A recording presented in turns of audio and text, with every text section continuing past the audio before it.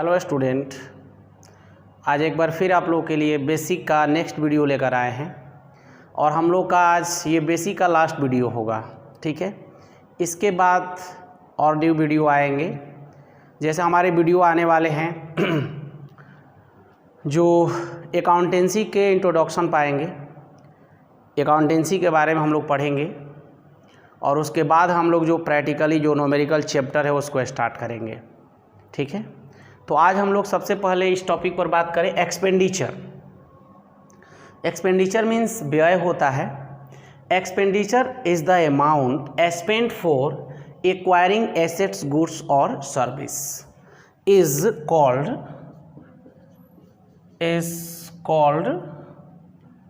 Expenditure. ठीक है, तो एक्सपेंडिचर एक अमाउंट है, खर्च है, जिसको हम लोग एसेट्स या गुड्स या सर्विस के लिए उसका प्रयोग करते हैं। या तो कोई संपत्ति खरीदनी हो, या तो व्यापार में जो वस्तु हमें बेचना है उसको खरीदना है, उसमें जो हम खर्च करते हैं, उसमें जो रुपया पैसा इन्वॉल्व करते हैं वो हमारे लिए एक्सपेंडिचर है। जैसे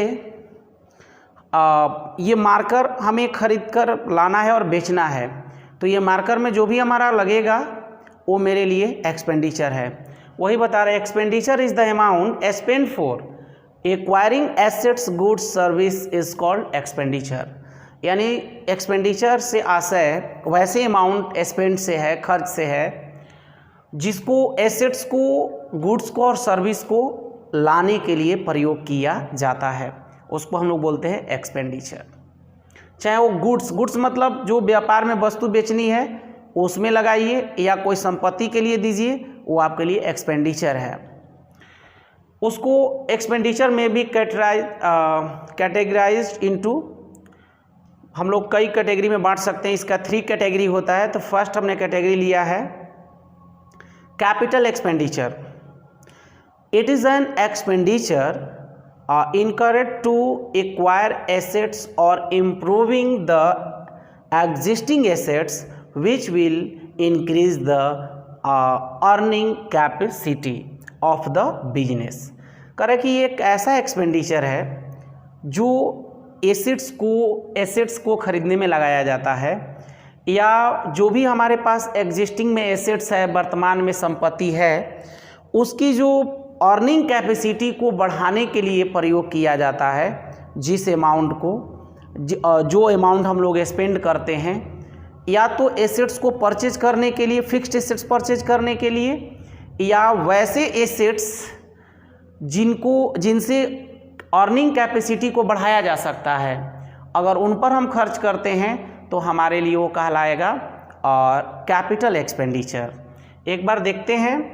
It is an expenditure incurred to acquire assets or improving the existing assets which will increase the earning capacity of the business।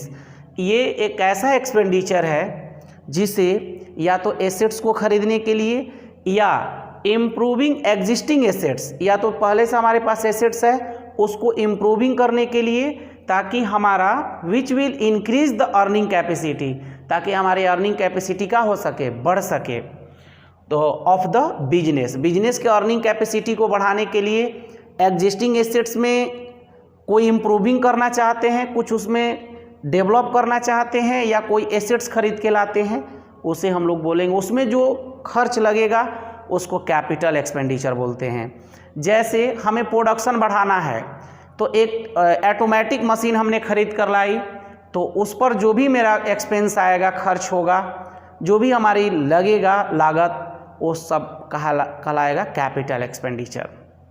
आगे दिया है a such the amount spent on the purchase of building, plant, machine, furniture et cetera. ऐसे जो expenditure होते हैं, या तो building खरीदना हो, या तो मशीन खरीदना हो, या तो फर्नीचर खरीदना हो, उसमें इन्वॉल्व किया जाता है।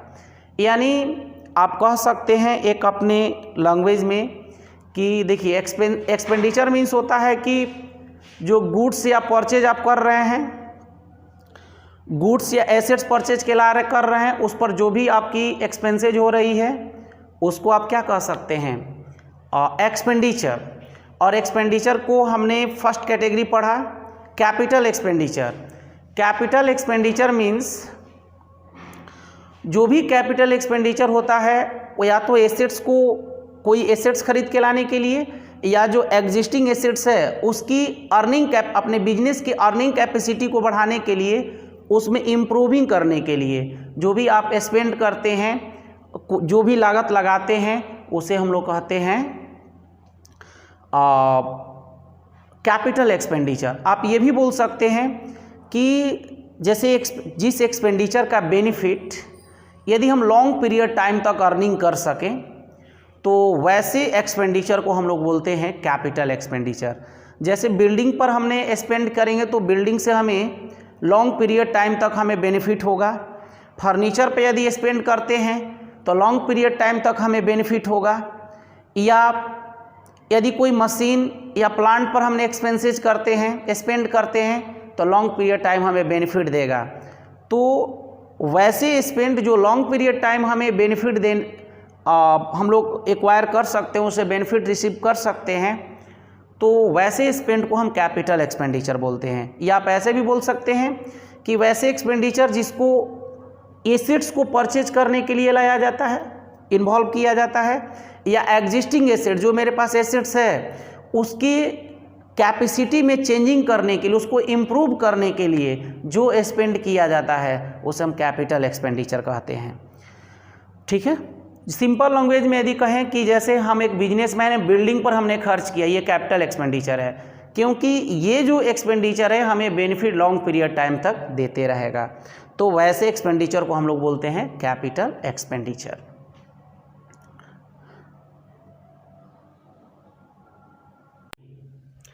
अब दूसरा जो उसका कैटेगरी था एक्सपेंडिचर का, वो है दूसरा रेवेन्यू एक्सपेंडिचर।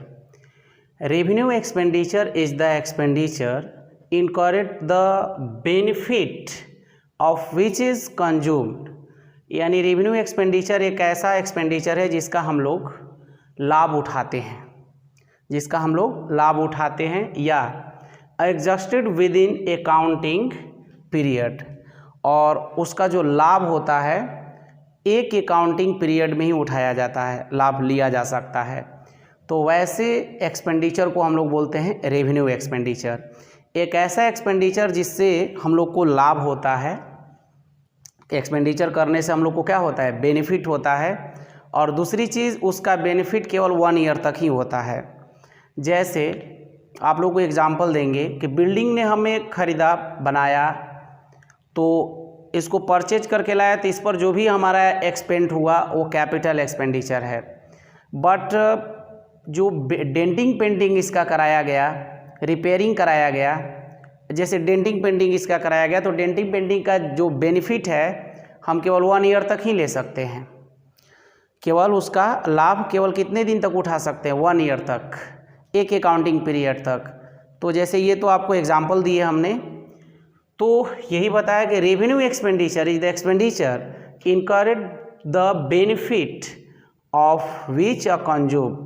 यानी इसका हम लोग जो बेनिफिट है, एक ऐसा एक्सपेंडिचर जिसका हम लोग लाभ उठाते हैं, या exhausted with in the accounting period, यानी कि इसका जो बेनिफिट होता है एक अकाउंटिंग पीरियड तक उठाया जा सकता है या लिया जा सकता है। जैसे आपको cost of goods sold, cost of goods sold, जैसे वस्तु खरीद कर लाए, जितना उस पर लागत लगा उस लागत से हम बेनिफिट अर्निंग करेंगे तो वो ज़्यादा दिन तक होगा नहीं, 1 ईयर तक ही। सैलरी किसी को पेमेंट करेंगे तो पर मंथ या ईयरली होता है, रेंट भी पर मंथ होता है, और इलेक्ट्रिसिटी एक्सपेंसेस भी होता है पर मंथ, और जो भी पर यूनिट के हिसाब से होता है। तो वैसे एक्सपेंसेस जिनका हम लाभ अर्निंग करते हैं वो भी 1 अकाउंटिंग पीरियड तक, यानी 1 वर्ष तक, उससे अधिक नहीं, वैसे एक्सपेंडिचर को हम लोग रेवेन्यू एक्सपेंडिचर बोलते हैं। और अभी आपको बोले कि जो कैपिटल एक्सपेंडिचर था उसका बेनिफिट हम बोले कि लॉन्ग पीरियड टाइम तक, यानी मोर देन 1 ईयर, मतलब कि 1 ईयर से अधिक तक हम लोग अर्निंग कर सकते हैं उससे, उसे कैपिटल, जैसे कि बिल्डिंग, फर्नीचर, प्लांट, मशीन, ये सब हो गया कैपिटल एक्सपेंडिचर का एग्जाम्पल। और रेवेन्यू एक्सपेंडिचर में है कि केवल 1 ईयर तक हम लाभ अर्जित कर सकते हैं, लाभ उठा सकते हैं। जैसे कॉस्ट ऑफ गुड्स सोल्ड यानी वस्तु की लागत है, लाए हैं वस्तु और तुरंत उसको बेचेंगे और उससे जो लाभ हमें हो सकता है। ये तो नहीं है कि वस्तु रखे रहेंगे पूरे ईयर तक और उससे हमें लाभ होता रहेगा, ऐसा तो होगा नहीं। या सैलरी किसी भी एम्प्लॉय को देंगे या ऑफिसर को देंगे तो वो ज़्यादा दिन तक काम 1 ईयर तक ही काम करेगा, क्योंकि year by year salary change होते जाता है, पर मंथ उसे सैलरी देनी होती है। ये नहीं कि एक बार हमने पेमेंट कर दिया और उसे 1 ईयर 2 ईयर 3 ईयर हम बेनिफिट अर्निंग करते रहेंगे, ऐसा वो नहीं है। तो कैपिटल एक्सपेंडिचर मीन्स जिसका बेनिफिट हम लोग लॉन्ग पीरियड टाइम तक ले सकते हैं, प्रेजेंट टाइम के साथ साथ फ्यूचर में भी जिसका बेनिफिट ले सकते हैं एक्सपेंडिचर का, उसको कैपिटल एक्सपेंडिचर। और जिस एक्सपेंडिचर का बेनिफिट हम लोग केवल प्रेजेंट टाइम में ले सकते हैं, करेंट टाइम में ले सकते हैं, उसको बोलते हैं रेवेन्यू एक्सपेंडिचर। अब है आपका थर्ड उसका टाइप, डिफर्ड रेवेन्यू एक्सपेंडिचर, यानी इसको बोलते हैं स्थगित आयगत व्यय।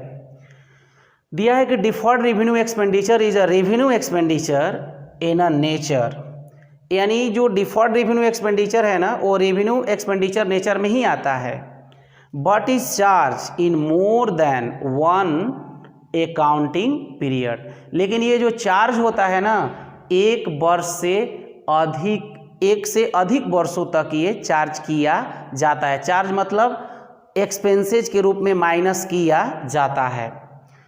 Because it is the estimated that benefit of such expenditure will accrue in more than 1 financial year, क्योंकि इस एक्सपेंडिचर का जो बेनिफिट है ना, वो 1 ईयर से मोर देन ईयर इसलिए वो चार्ज होता है क्योंकि इसका बेनिफिट हम लोग 1 से अधिक अकाउंटिंग वर्षों में इसका लाभ अर्जित करते हैं।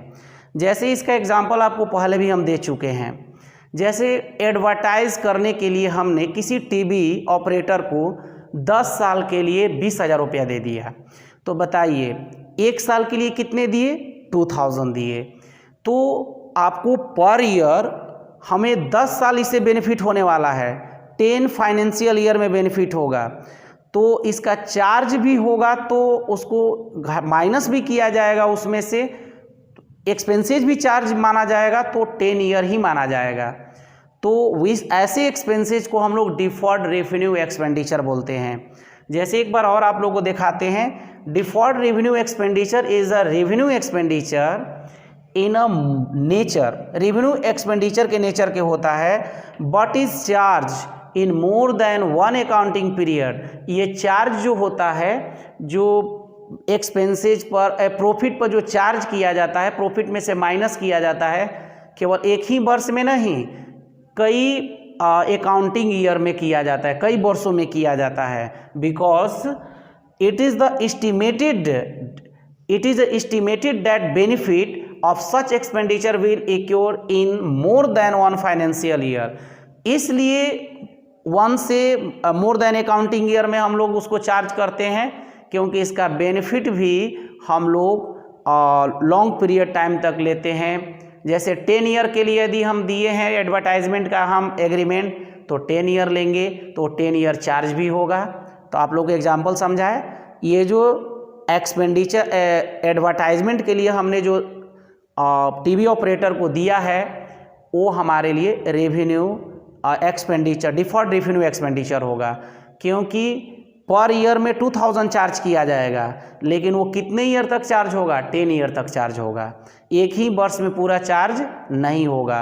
रीज़न है कि बेनिफिट जब 10 ईयर में मिलने वाला है, 10 ईयर तक, तो चार्ज भी उसका 10 ईयर तक ही होना चाहिए। और क्या होता है कि पर ईयर मान लीजिए कि 2020 ख़त्म हो गया, फिनिश हो गया ईयर, तो 2000 उसमें से रिड्यूस कर देंगे 20,000 में से, और 18,000 जो बच जाता है उसी को हम लोग डिफर्ड रेवेन्यू एक्सपेंडिचर मानते हैं और उसको एसेट्स बोलते हैं। आप लोग एसेट्स के टाइप में समझाए थे, फिक्सियस एसेट्स का जो टाइप, बनावटी संपत्ति का ये एग्जाम्पल है, ये आप इसके बारे में आप लोग को हम बता चुके हैं। देखिए, expenses is the cost of use of thing और service for purpose of generating revenue. यानी हम लोग जब लाभ कमाने के लिए वस्तु या कोई सेवाएं पर जो भी हम लोग खर्च करते हैं, जो लागत हम लगाते हैं, उसे हम लोग बोलते हैं क्या? एक्सपेंसेस। चाहे वो वस्तु हो या कोई सर्विसेज हो, जिसको हम लोग कोई भी लागत लगाते हैं, कोई भी खर्च करते हैं उस पर, इसलिए ताकि हम रेवेन्यू अर्निंग कर सकें, तो उस खर्च को हम लोग क्या बोलते हैं? एक्सपेंसेस। यानी उस लागत को हम लोग क्या बोलते हैं? एक्सपेंसेस। यानी जो लागत वस्तु या सेवाएं पर हम इसलिए लगाते हैं ताकि उसे हम लाभ अर्निंग कर सकें, तो उसे हम लोग बोलते हैं एक्सपेंसेस। वही बता रहे, expenses is the cost of use of thing और service for the purpose of generating revenue. यानी कह रहा है कि एक्सपेंसेस एक कॉस्ट है जिस पर हम लोग कोई वस्तु पर या सेवाएं पर हम लोग यूज करते हैं, लगाते हैं, ताकि हम प्रॉफिट अर्निंग कर सकें, रेवेन्यू अर्निंग कर सकें। जैसे देखिए, आपको एग्जांपल देंगे, ये मार्कर हमने खरीद कर लाया किसी मार्केट से। मार्कर पर तो एक्सपेंस हमारा जो भी खर्च लगेगा इसको खरीदने में, वो एक्सपेंडिचर है। क्या है? आप लोग पढ़े हैं अभी एक्सपेंडिचर के बारे में कि गुड्स या एसेट्स जो परचेज करने के लिए जो भी एक्सपेंड किया जाता है उसे एक्सपेंडिचर कहते हैं। तो ये जो मार्कर को खरीद कर लाएंगे तो वो हमारा एक्सपेंडिचर है, लेकिन खरीद के ला देने से ये मार्कर बिक तो जाएगा नहीं, इसको हमें बेचने के लिए एडवर्टाइज करना पड़ेगा, एक हमें सेल्समैन को रखना पड़ेगा, हमें एक शॉप बनानी होगी जहाँ से इसको हम बेच सकें। तो खरीद के लाए तो ठीक है, लाए तो इस पर मान के चलिए कि 20 रुपये के खरीद के लाए तो एक्सपेंडिचर हुआ, और इसके बाद जो भी एक्सपेंसेज हम करते हैं इससे लाभ कमाने के लिए जो एक्स्ट्रा हमें खर्च लागत लगाते हैं उसको बोलते हैं एक्सपेंसेज। वही बता रहा है कि expenses is the cost of use of thing और सर्विस। यानी एक्सपेंसेज कॉस्ट है किसका? यूज ऑफ थिंग, यानी वस्तु को जो यूज करते हैं या कोई सेवाएं के लिए वो लागत है, ताकि जिससे हम लोग लाभ अर्निंग कर सकें। यानी ऐसा लागत वस्तु पर या सेवाएं पर करके जिसे हम लाभ अर्निंग कर सकें, लाभ हमें मिल सके, तो उसको हम लोग बोलते हैं एक्सपेंसेज। क्या बोलते हैं? एक्सपेंसेज।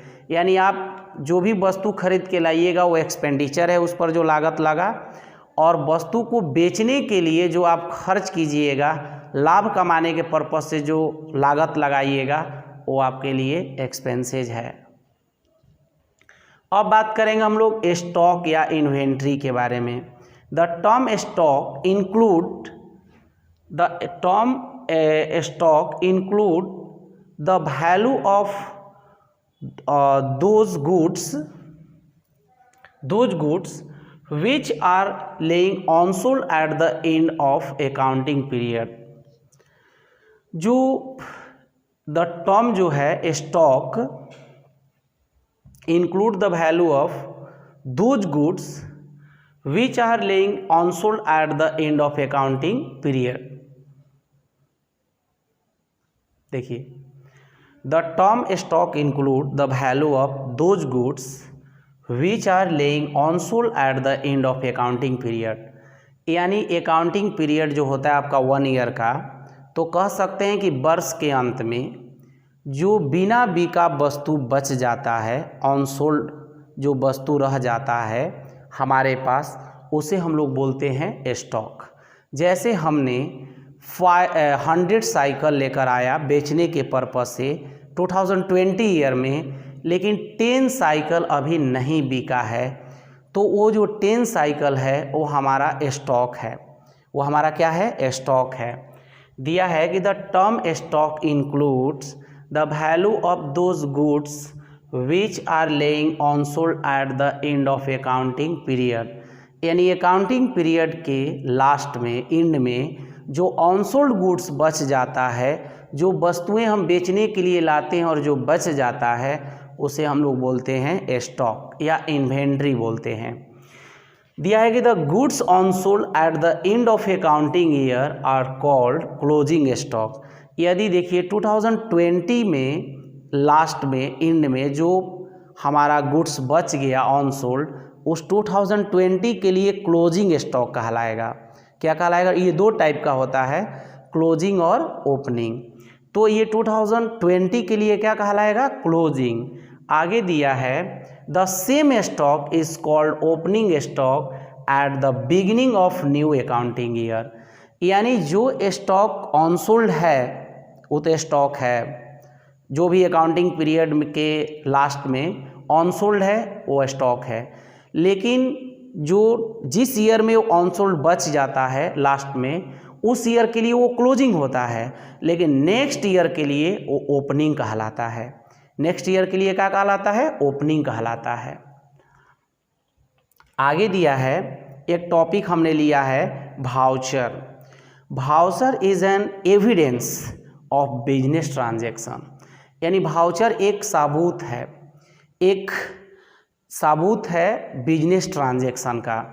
जैसे आप जाते हैं बिजनेस कोई मार्केटिंग करने, तो आप वस्तु जब परचेज करते हैं तो एक वेंडर जो है, सेल्समैन है, आपको आपके प्रोडक्ट के अकॉर्डिंग एक स्लिप देता है, रसीद देता है, बिल देता है, तो उस पर सारे प्रोडक्ट के बारे में डिटेल लिखा रहता है, तो उसे ही हम लोग बोलते हैं क्या?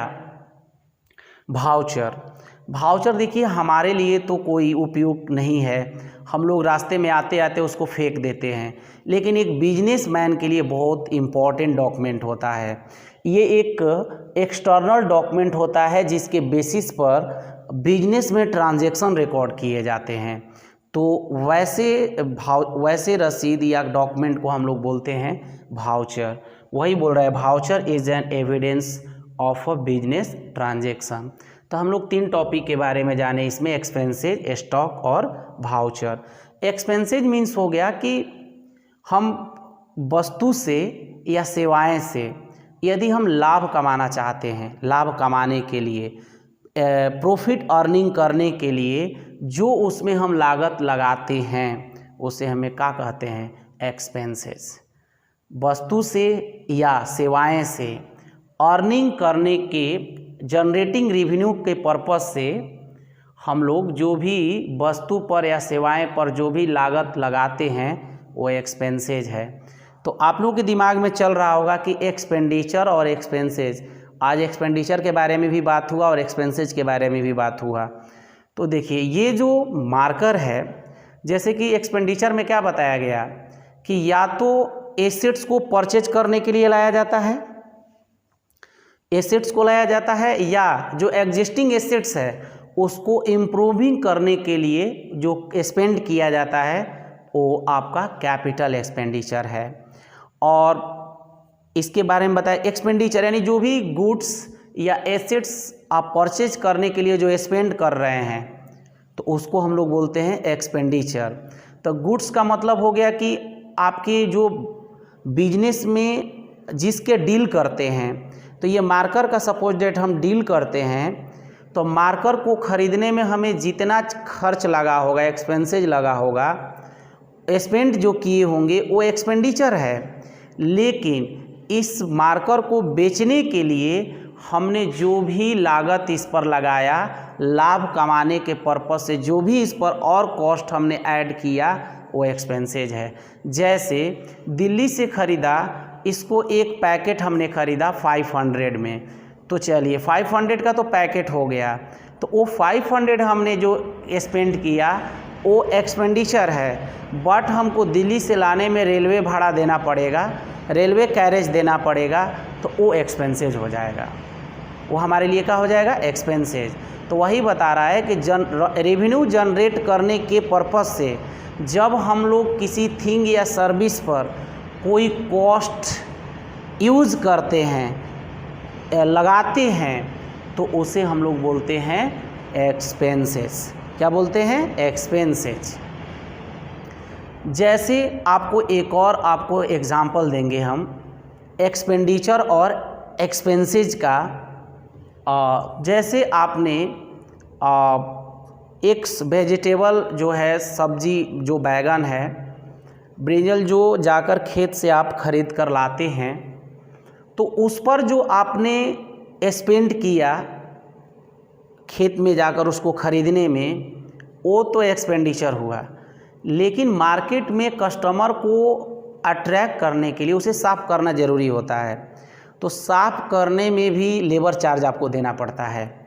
यानी आप क्यों लेबर चार्ज दिए? ताकि उस गुड्स पर, उस थिंग पर आपने स्पेंड किया, क्योंकि उसे लाभ अर्निंग करना है। लाभ अर्निंग करने के पर्पज़ से हमने क्या किया कि एक लेबर रखा और उसको साफ़ करवा दिया ताकि उसमें लाइट आ जाए, तो वही हमारा एक्सपेंसेज हो गया। और जो हमने बैगन ख़रीदा था उस पर जो स्पेंड किया वो हमारे लिए एक्सपेंडिचर हो गया। क्योंकि आप लोग डिफिनीसन एक्सपेंडिचर का देखे हैं कि एक्सपेंडिचर मीन्स जो भी स्पेंड हम एसेट्स को परचेज करने में या गुड्स के परचेज करने में हम लोग इन्वॉल्व करते हैं, तो उसे हम लोग कहते हैं एक्सपेंडिचर। तो एसेट्स भी आ गया और गुड्स भी आ गया उसमें, ठीक है। और हमने एक्सपेंडिचर को 3 टाइप में आज डिवाइड किया: रेवेन्यू, कैपिटलाइज और डिफर्ड रेवेन्यू एक्सपेंडिचर, ठीक है।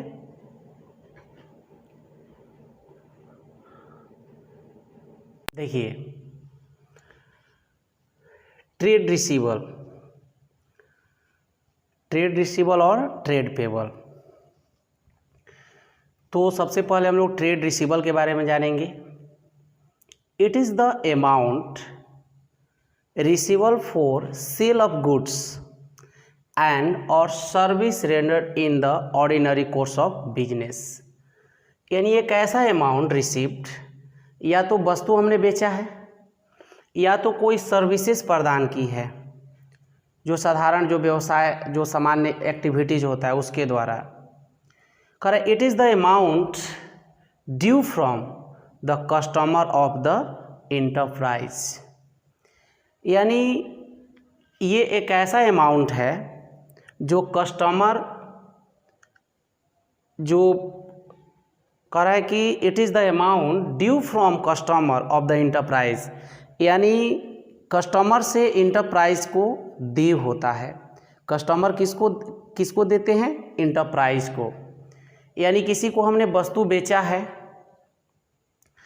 तो वो व्यक्ति हमारे कस्टमर है, और या हमने सर्विसेज दिया है और पैसा भी नहीं दिया है, हमें पेमेंट नहीं किया है, तो हमारे लिए दे है, यानी वो पैसा देने वाला है हमको। तो वही बता रहा है कि it is the amount receivables for sale of goods. यह एक ऐसा अमाउंट है, या तो वस्तु को बेच करके हमने रिसीव करते हैं, एंड और service rendered in ordinary course of business, यानी एक ऑर्डिनरी बिजनेस कोर्स के दौरान जो भी एक्टिविटीज़ करते हैं, सेवाएं देते हैं, उसके लिए। It is the amount due from customer of the enterprise, यानी यह एक ऐसा अमाउंट है जो कस्टमर के द्वारा इंटरप्राइज को दे होता है।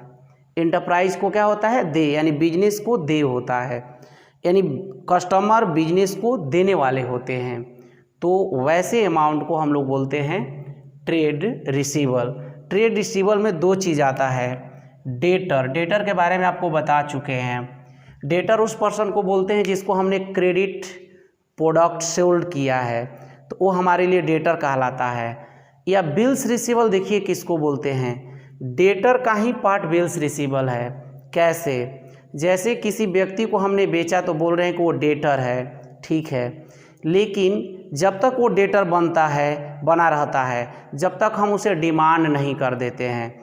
जब हम एक लेटर के थ्रू, जिसको हम लोग बिल बोलते हैं, बिल्स ऑफ एक्सचेंज जिसको बोला जाता है, उसको हम लोग एक तरह से कह सकते हैं बिजनेस लेटर। एक बिजनेस के लेटर के थ्रू जब बिजनेसमैन अपने कस्टमर से एक ऑर्डर देता है कि हमारा जो पेमेंट है 2 मंथ या 1 मंथ आफ्टर आप पेमेंट करें, तो जब वो एक्सेप्ट कर लेता है कि हाँ आपको 2 month after 1 month after payment कर देंगे, तो जिस दिन वो एक्सेप्ट कर लेता है उस दिन से वो हमारे लिए बिल्स रिसीवेबल बन जाता है। उस दिन से हमारे लिए वो क्या बन जाता है? Bills receivable. वो डेटर का ही पार्ट है, बट जब वो देने की बात फिक्स हो जाती है, वो बोल देता है कि हम पेमेंट करेंगे, तो हमारे लिए वो बन जाता है ट्रेड बिल्स रिसीवेबल। तो वहीं डेटर और बिल्स रिसीवेबल को मिला करके हम लोग बोलते हैं ट्रेड रिसीवेबल। क्या बोलते हैं? Trade receivable.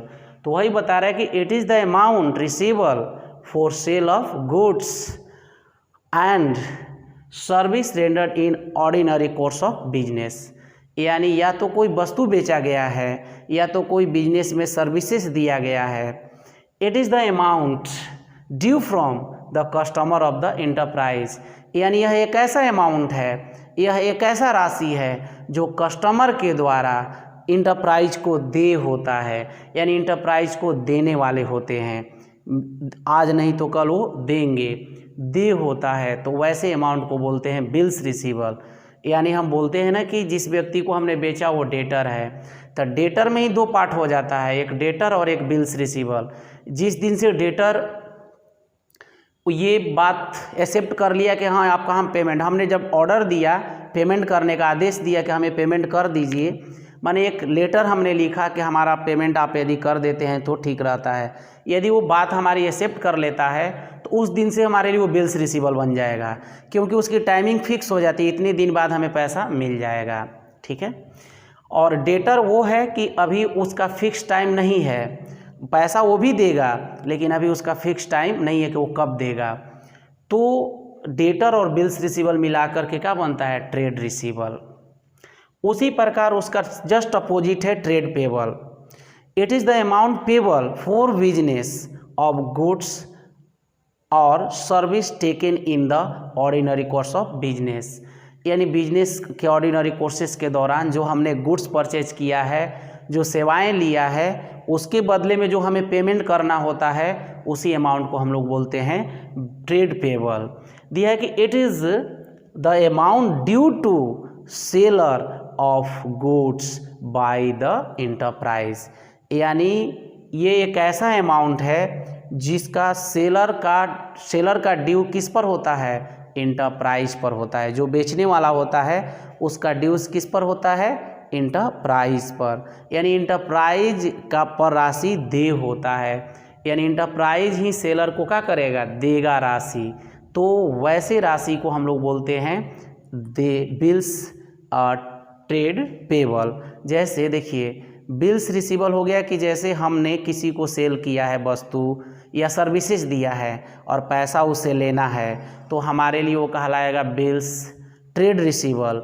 और यदि हम किसी से गुड्स परचेज किए हैं और सेवाएं लिए हैं और अभी पैसा भी पेमेंट करना है, तो उसे बोलते हैं ट्रेड पेबल। इसमें भी देखिए बताया है trade payable creditor plus bills payable होता है। देखिए बताए हैं आप लोगों को पहले कि जिस व्यक्ति को हमने क्रेडिट गुड्स सेल करते हैं वो डेटर कहलाता है, और जिस व्यक्ति से हम गुड्स क्रेडिट परचेज करते हैं वो क्रेडिटर कहलाता है। तो क्रेडिटर का पार्ट ही बिल्स पेबल होता है। जैसे वो व्यक्ति का हम क्रेडिटर जब तक हैं, जब तक उसका पैसा पेमेंट नहीं कर देते हैं और वो हमसे डिमांड करता है लेटर के थ्रू और उसके लेटर एक्सेप्ट कर लेते हैं, तो उस दिन से जितने अमाउंट के लिए हम लेटर एक्सेप्ट करते हैं उसका बिल एक्सेप्ट करते हैं, वो बिल भेजता है रिकॉर्ड करके कि हमारा इतने पैसा आप इतने टाइम में पेमेंट करने का कृपा करें।